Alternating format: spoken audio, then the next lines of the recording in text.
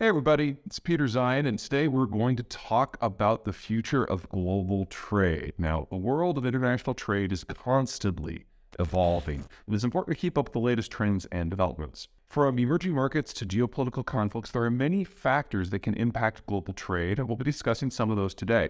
So grab a cup of coffee, sit back, and let's dive into this exciting and ever-changing topic.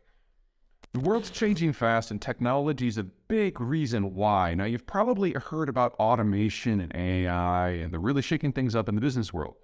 I mean, who knew robots would be better at packing boxes than humans? Now, we just need to make sure they don't unionize. One thing we're seeing is that emerging markets like China and India are becoming major players in global trade. They've got big populations and a growing middle class, which means they're buying more stuff, and that's great news for businesses that want to sell to them.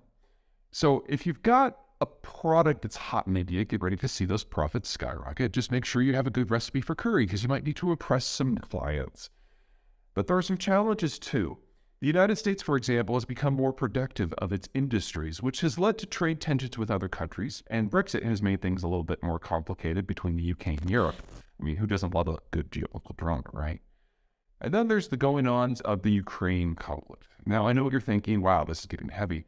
But hey, on the bright side, it's not all doom and gloom. You can still order your favorite Ukrainian vodka online and have it delivered right to your doorstep.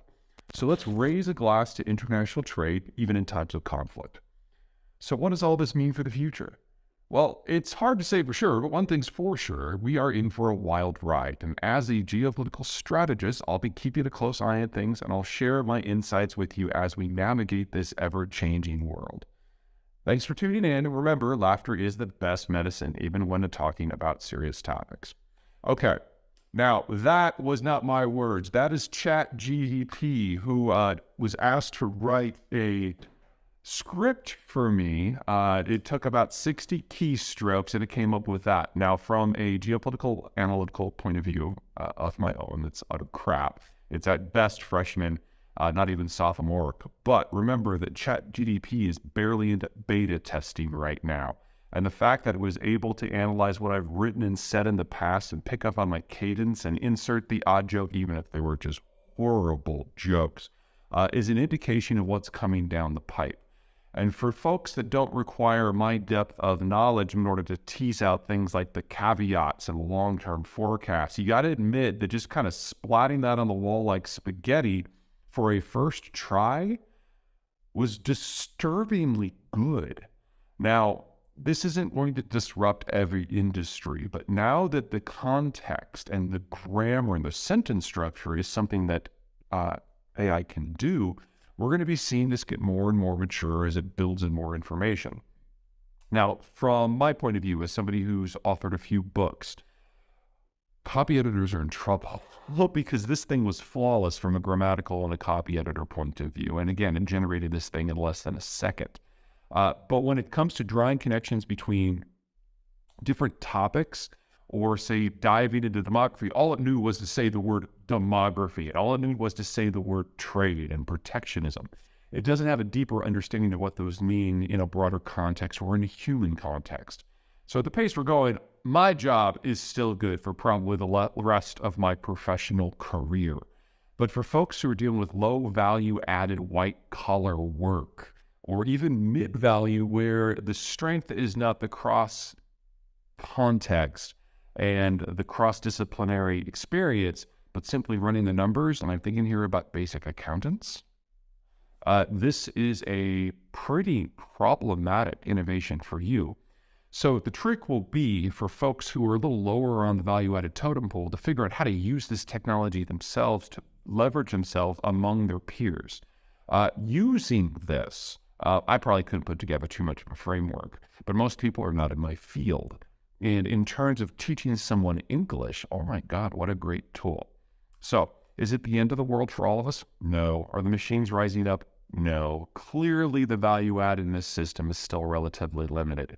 But it does have the capacity to form complete sentences and paragraphs and thoughts now.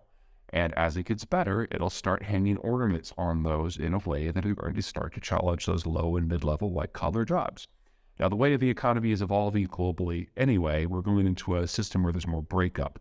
And as capital costs get higher because of the retirement of the baby boomers, we are seeing different industries suffer and benefit in different ways.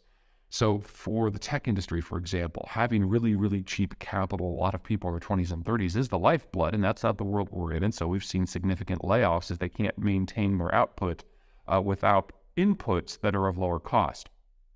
But as the world globalizes, manufacturing is moving around, and countries like the United States that still want stuff are going to have to build it themselves. Well, higher capital costs aren't great for that, but if you are building something real in an environment of shortage, it's relatively easy to get capital and even workers. What we're seeing now is kind of the revenge of the real, as you will, as intangible goods no longer have the demographic and economic and capital situations that they need to thrive. But if you want to build an industrial plant, to build a real physical product, all of a sudden, in relative terms, it's gotten a lot easier because the Googles and the Facebooks of the world are not sucking all the oxygen out of the room and all the capital out of the markets. It's part of the transformation we're in. ChatGPT is going to push in the opposite direction of a lot of those trends, which means that all those white-collar workers who have done really, really well in the last 20 years suddenly have some competition. At the same time, the base inputs, capital and labor for their industry, are starting to dry up somewhat. It's a real reorientation. And if you're in the bottom half of the income scale, you're more likely to be blue-collar, you have a really, really good decade ahead of you. Okay, that's it for me. I'll see you guys later.